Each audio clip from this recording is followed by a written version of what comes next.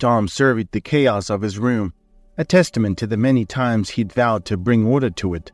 Every morning, as the first days of sunlight crept in, a pang of guilt would hit him about the state of his surroundings, especially as he scrambled to get ready for work. But as the day's challenges wore him out, he would return each evening, holding tightly to a bottle of whiskey like a lifeline.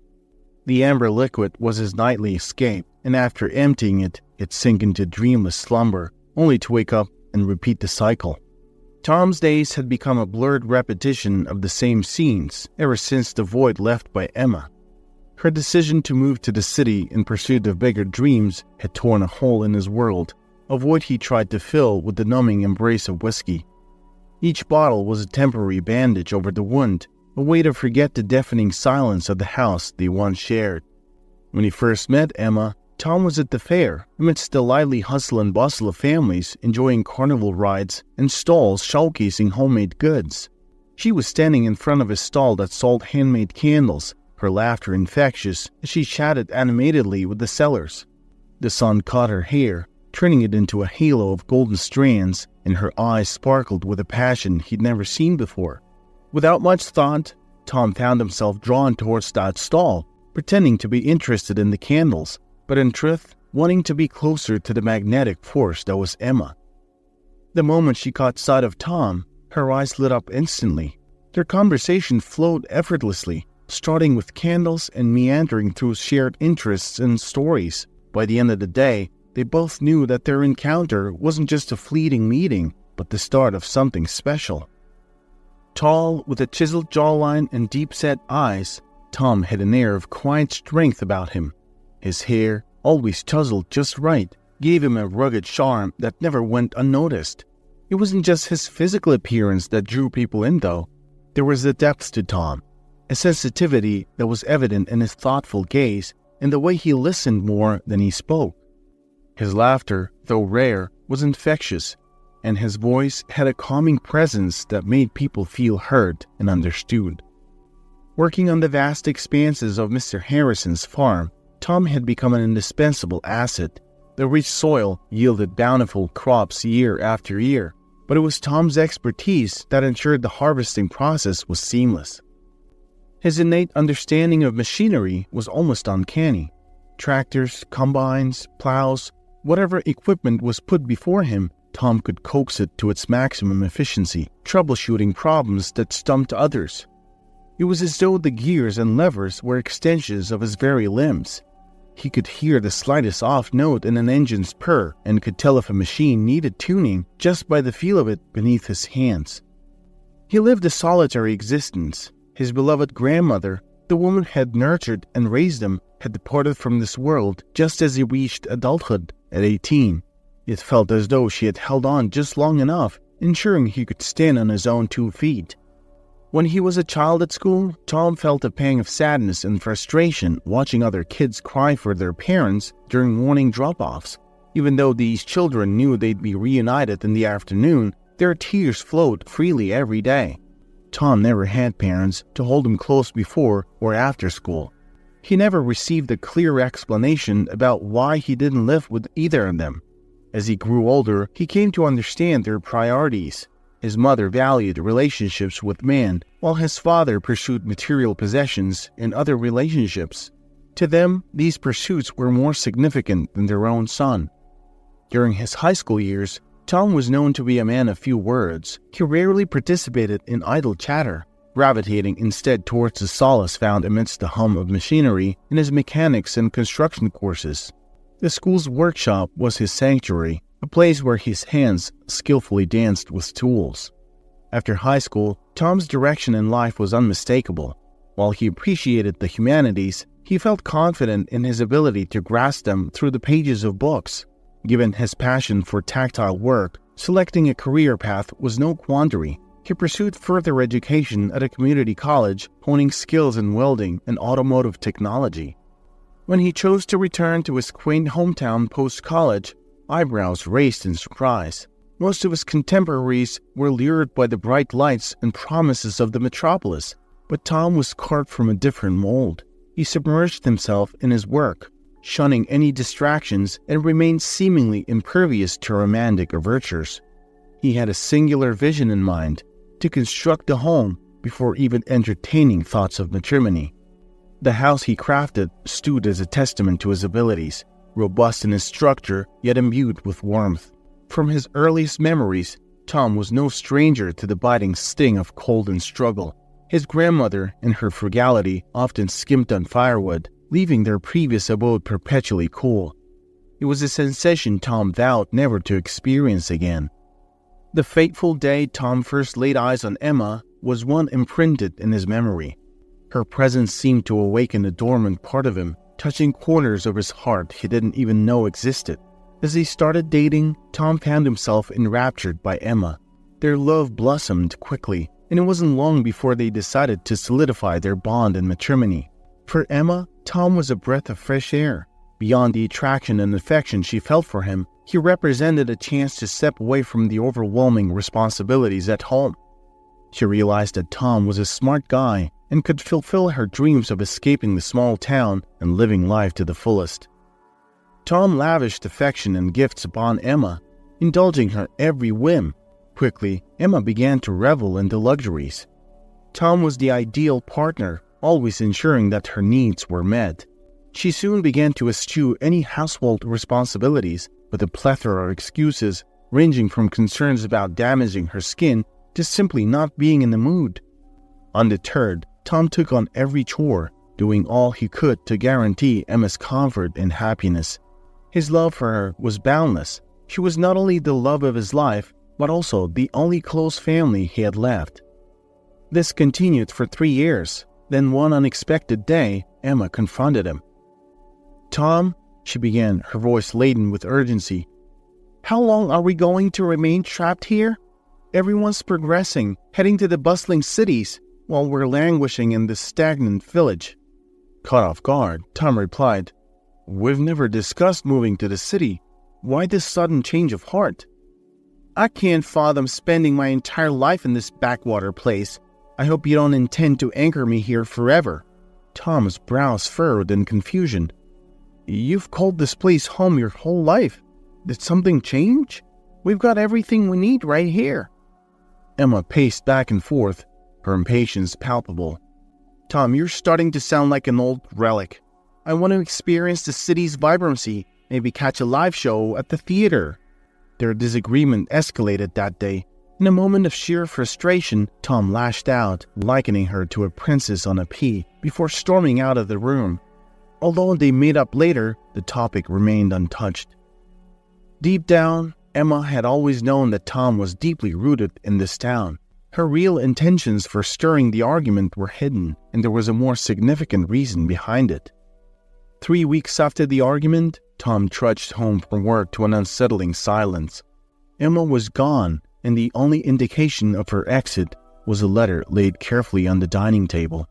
In it, Emma explained that she had met someone else, a person who resonated with her desires and ambitions. She had decided to start a new chapter in the city with him. She coldly acknowledged that she had taken the money Tom had meticulously saved over the years, justifying it as repayment for the prime years she had lost with him. Emma's betrayal set in motion a grim transformation in Tom's life. Initially, he began by liquidating his assets, selling off all his livestock. The once loved house soon started to show signs of neglect, its charm fading away. The townsfolk, at first oblivious, started whispering about Tom's descent. Although he maintained his job, he was constantly on thin ice, reprimanded repeatedly for his alcohol-scented breath. The day his boss finally confronted him about this state, Tom had drowned his sorrows in an entire bottle of whiskey. Surveying his cluttered home, a mixture of grief and exhaustion in his eyes, Tom felt a suffocating need to isolate himself. He made a half-hearted attempts to restore some order. However, every endeavor was met with painful memories. A delicate hairpin which once adorned Emma's hair, or their wedding album filled with once cherished moments. Abandoning the thought of cleaning, Tom stepped outside. The piercing cold nipped at his cheeks, serving as a cruel reminder of his bleak reality. As he struggled to start his old truck, whose battery was on its last leg, he reflected on his next move. Work was no longer a pressing concern. After his most recent no-show, His sympathetic boss had advised him to take some time off, but Tom's agenda was clear. He was driving to the nearest liquor store. The numbing embrace of alcohol seemed like the only refuge he had left. Tom struggled with the truck's hood, attempting to remove the battery when Mrs. Carey, his neighbor from across the street, approached him. "Batteries sure don't like the cold," she observed with a smile. Tom looked up, offering a weak smile in return. "Hello, Mrs. Carey. How have you been?" "Getting by, dear. And you?" Tom gestured at his truck, and then ruefully at himself. "Been better." Mrs. Carey paused, concern evident in her eyes. "Tom, you need to move on. You can't let one person's actions define you." She was well aware of Tom's situation. "Come inside and warm up with some coffee. It's too chilly to be out here." Despite the pounding headache from his previous night's indulgence, the allure of hot coffee in the Careys' snug home was tempting. The Careys, both around 65, had refused to let retirement slow them down. Finding idleness not to their taste, they had taken up trucking together, adding a unique chapter to their long-shared journey. Mr. Carey's health had taken a downturn recently, which meant he and his wife Linda had been homebound for the last week. Given their close bond, Ben didn't want Linda driving the truck on her own, yet they still had several delivery commitments with a local grain supplier for the year. Over a steaming cup of coffee, as the trio engaged in light conversation, Ben hesitantly posed a question to Tom. "Would you consider helping Linda on the road for a couple of weeks?" Without much delay, the following day saw Tom and Linda meticulously inspecting the semi-truck, ensuring its roadworthiness. Gradually, Tom started appreciating Linda's presence. Their shared drives became filled with laughter and tales of their past. However, a week into their trips, Linda received distressing news about Ben's deteriorating health and decided she needed to be by his side. Tom, wanting to help, assured Linda he'd complete the outstanding deliveries. During one of the final runs, Tom found himself navigating a treacherous highway in the midst of a storm. Maybe it was the fury of the storm or the emotional whirlwind within him, but loneliness engulfed him once more. Thoughts of visiting a liquor store began to surface, tempting him to seek refuge in a bottle, but he remembered his commitment to complete the delivery and geared up for the next leg of the journey after loading the trailer. Tom was just about 5 miles from entering town when he spotted a silhouette on the side of the road. The setting was unusual, a remote stretch of highway in the bitter cold and still veiled in pre-dawn darkness.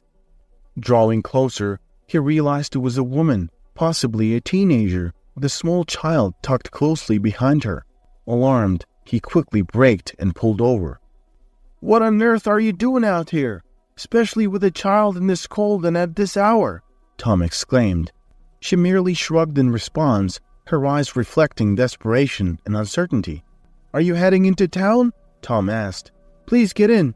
The child, visibly trembling from the cold, clung tightly to the woman as they boarded the truck. Tom's instinct was to simply drop them off wherever they wanted and move on, but he couldn't ignore the nagging wonder of their odd presence on that deserted highway. Gathering himself, he probed further. "Is there a place nearby you were coming from? Is everything okay?" She hesitated before answering.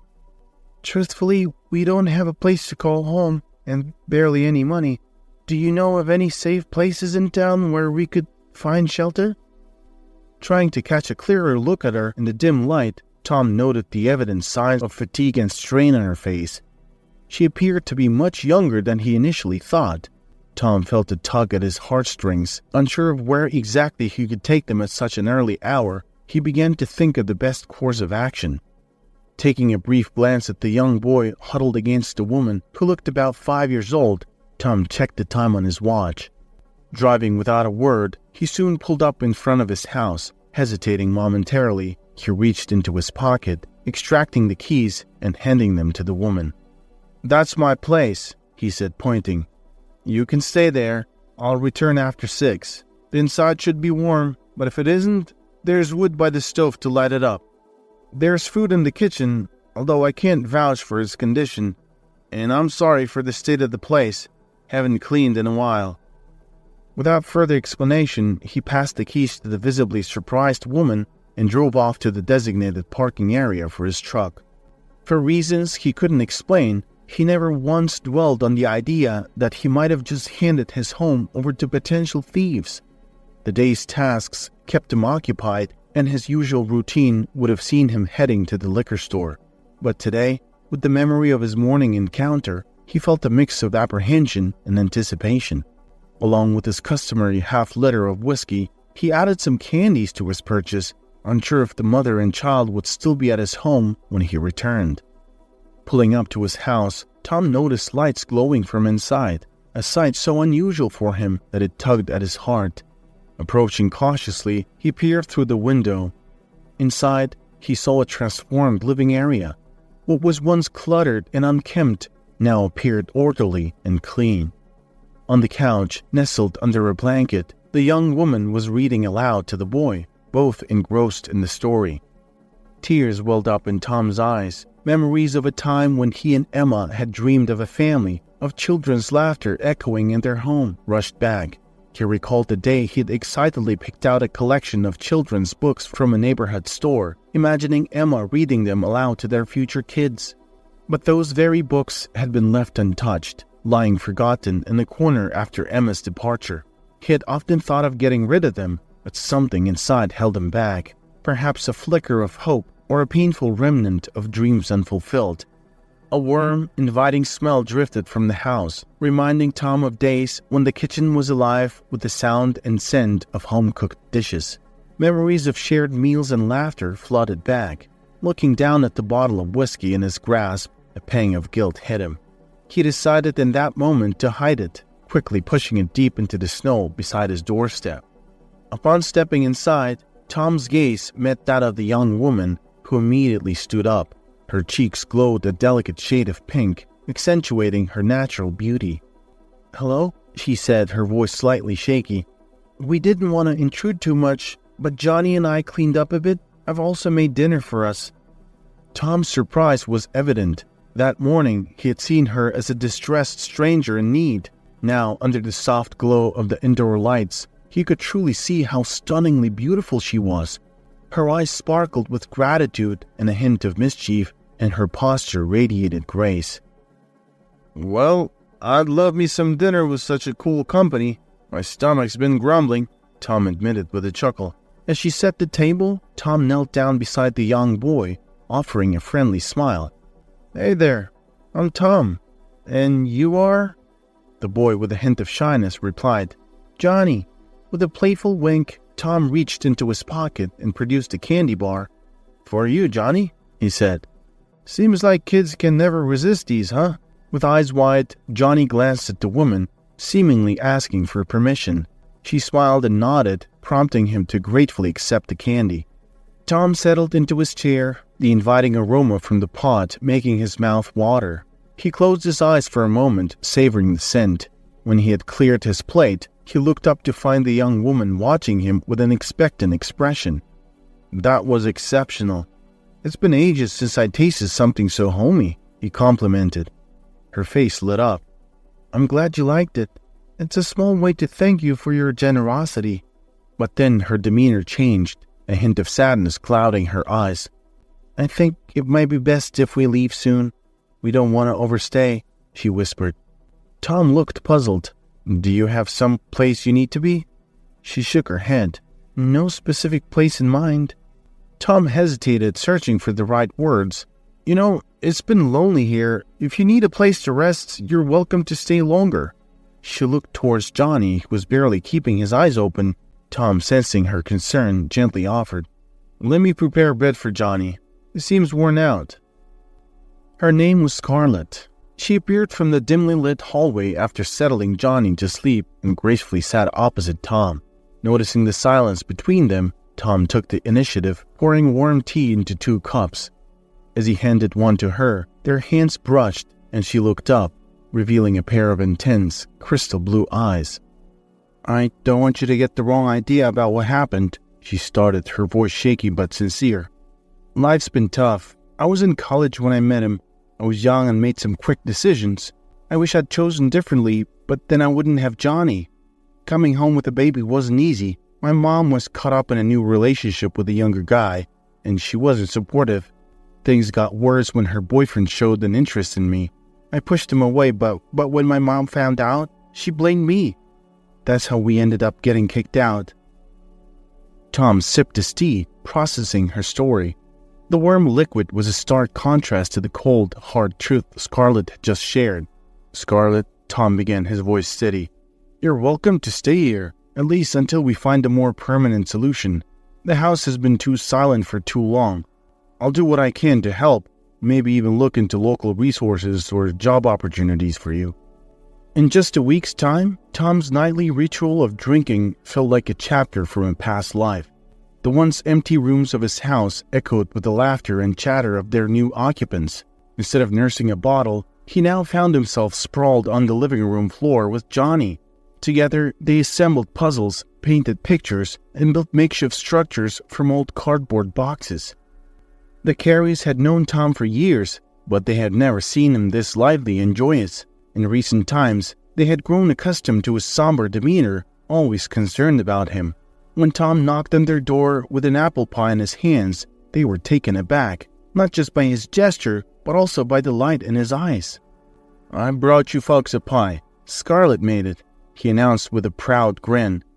Mrs. Carey, taken by surprise, remarked, "This is unexpected, Tom. But what's the occasion?" Tom chuckled.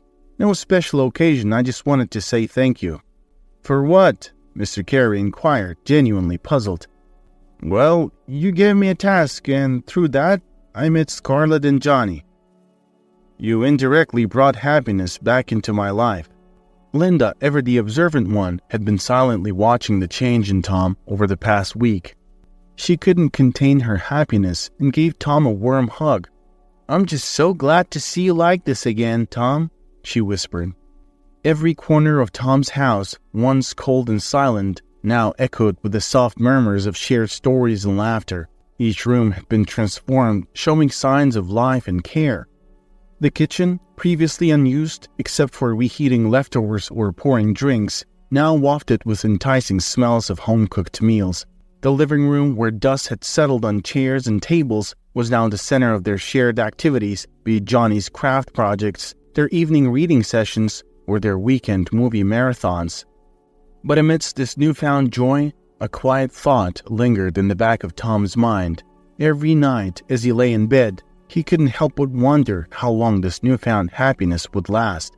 He had yearned for this warmth and connection for so long, but now that he had it, the fear of losing it all overshadowed his joy at times. During a routine stop at a store after work, Tom was greeted by the familiar cashier, her smile wider than usual. "She's back, you know," she said, her eyes twinkling with mischief. Confused, Tom asked, "Who are you talking about?" "Saw her here just a few hours ago." A cold wave washed over him. His mind raced to Scarlett and Johnny. Without another word, Tom rushed home. Barging into his house, he found Emma stretched out on a sofa, trying to look enticing. Her eyes, however, betrayed a hint of bitterness. His gaze darted around the room. Scarlett and Johnny were nowhere in sight. "Where are they?" he demanded, voice trembling with a mix of worry and anger. Emma feigned surprise. "Why the cold welcome? Missed me?"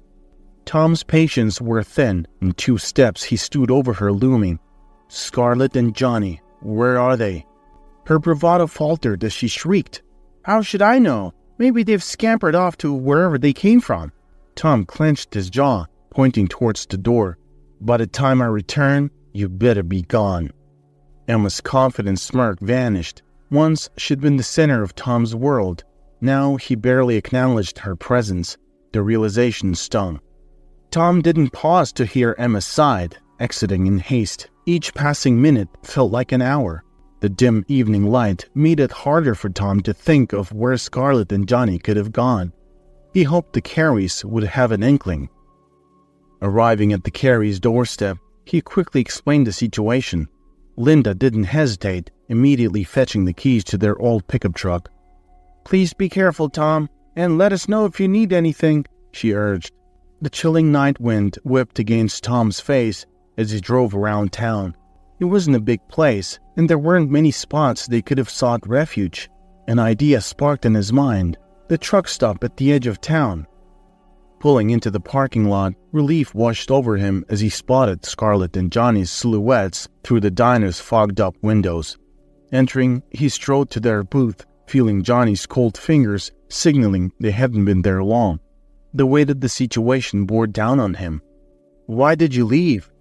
Didn't you think about what could have happened to Johnny in this cold?" He was more worried than angry. Tears streamed down Scarlett's face. "Emma told me about you two. I didn't want to come between that. I thought I was intruding." Tom sighed, ordering them warm drinks. "It's not what you think. Emma and I are in the past." The journey home was quiet, but the tension was palpable. Tom felt a certainty growing within him. He knew he had to convey his feelings to Scarlett soon, to ask her and Johnny to stay.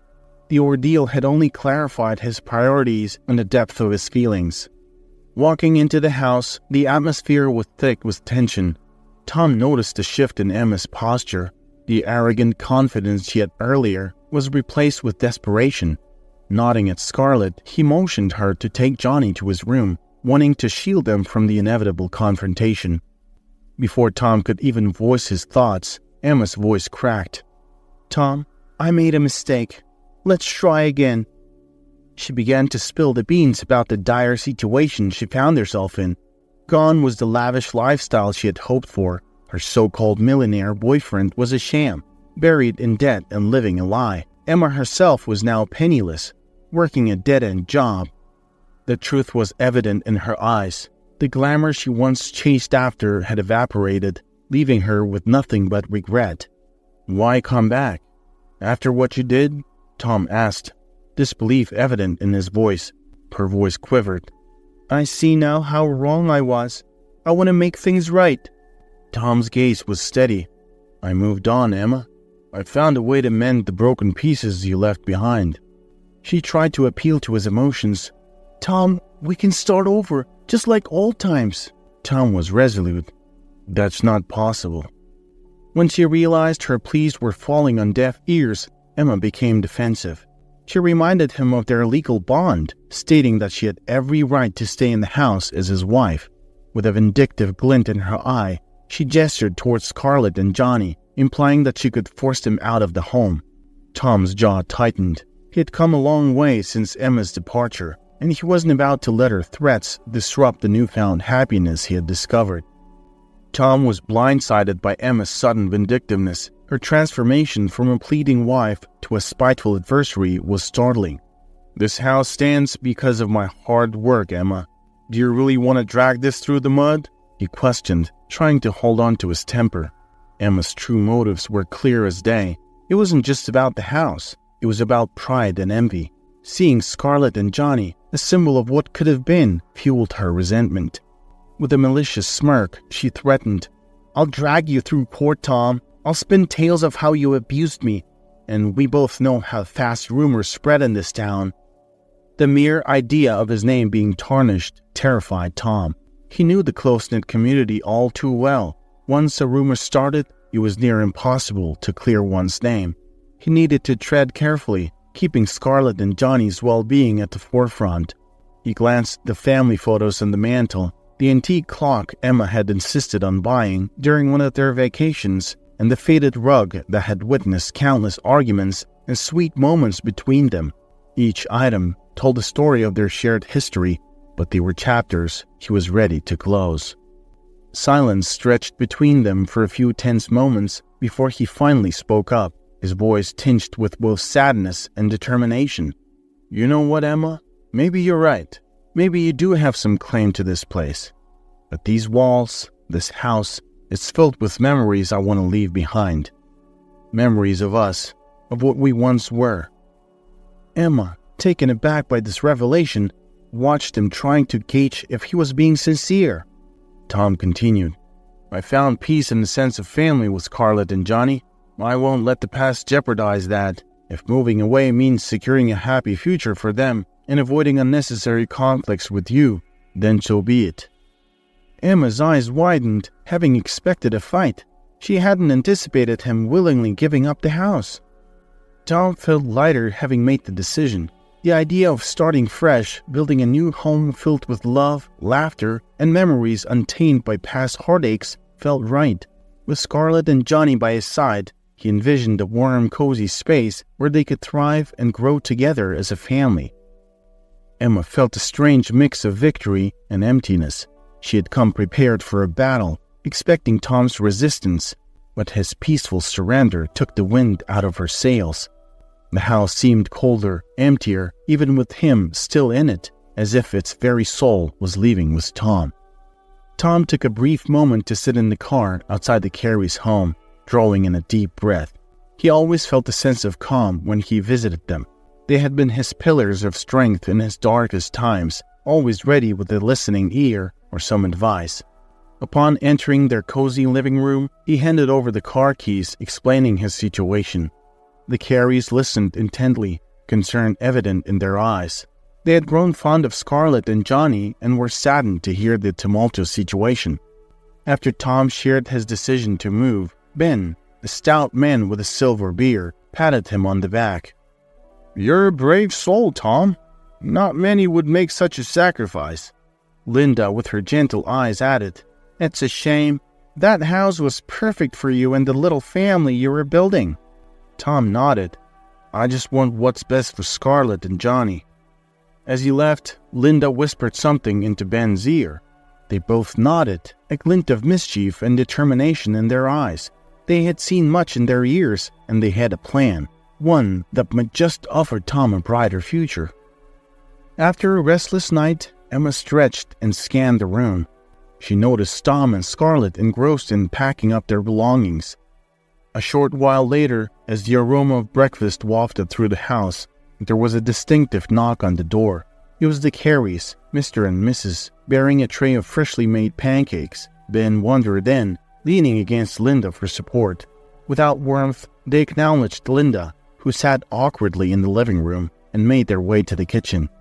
The previously animated conversation died down, making way for a hushed silence before Ben broke it. "Tom," Ben began with a serious tone, "why don't you and your new family come stay with us for a bit? At least until you sort everything out." Emma, trying to make herself invisible, heard every word. Disbelief painted her face. 2 days on, Emma observed from behind the curtains as Tom and young Johnny worked together, shoveling the thick blanket of snow from the pathway in front of the Careys' house. As the days went by, Tom immersed himself in his work. At home, Scarlett took on the role of caregiver, tending to Ben and now Linda, who had fallen ill. In the meantime, Emma lived in solitude at her own house. Consumed by feelings of despair and resentment, her mood darkened with each passing day. Initially, she dismissed the recurring stomach pains, thinking they were just bouts of stress or indigestion. However, as the pain persisted, she sought medical advice. A few weeks later, the grim diagnosis came. She had a stomach tumor. Emma's condition deteriorated quickly, and in her isolation, there was no one to witness her decline. Then, one chilly morning, the blaring siren of an ambulance broke the neighborhood's usual tranquility. It came to a halt in front of Emma's house. Scarlett, looking out from her window, watched with concern as paramedics rushed inside. After what felt like an eternity, the medical team emerged, and Scarlett hurried over, seeking information from one of the doctors. Once the ambulance had departed, Scarlett hesitated for a moment before approaching Emma's door. She knocked gently, but there was no answer. Trying the handle, she found it unlocked and cautiously entered. Inside, the room was dimly lit, revealing Emma, frail and weak, lying in her bed. Her once fiery demeanor was now replaced by the pallor of sickness, and every breath seemed an effort. Scarlett fetched a glass of water from the kitchen, then returned and sat by Emma's bedside, offering it to her. They spoke softly, with Scarlett inquiring if Emma's family, especially her mother, knew of her condition. Emma responded with a hint of bitterness, sharing that her mother had cut ties and wanted nothing to do with her. Moved by Emma's desolate state, Scarlett, in a surprising turn of compassion, took it upon herself to care for her former adversary. Over the next 3 months, she became a beacon of support. tending to Emma's needs and ensuring she wasn't alone in her most vulnerable moments. Tom, too, put aside past grievances and often drove Emma to her medical appointments. It was a test of character for both Tom and Scarlett, and in those final months, they showed immense compassion towards Emma, who ultimately succumbed to her illness. After the somber proceedings of the funeral, Tom stepped back into his familiar home. Each corner, each piece of furniture now held memories not just of his life, but also of Emma. A wave of melancholy washed over him, and he realized that despite everything, he genuinely felt a deep sorrow for Emma. Her life and the choices she made taught him a valuable lesson: the importance of compassion, forgiveness, and the fleeting nature of life itself. It was a lesson he vowed to pass on to those he held dear. As winter's cold embrace gave way to the warmth and bloom of spring, the house echoed with new beginnings. Johnny and Tom, brushes in hand, brought a fresh coat of paint to the walls, symbolizing a fresh start.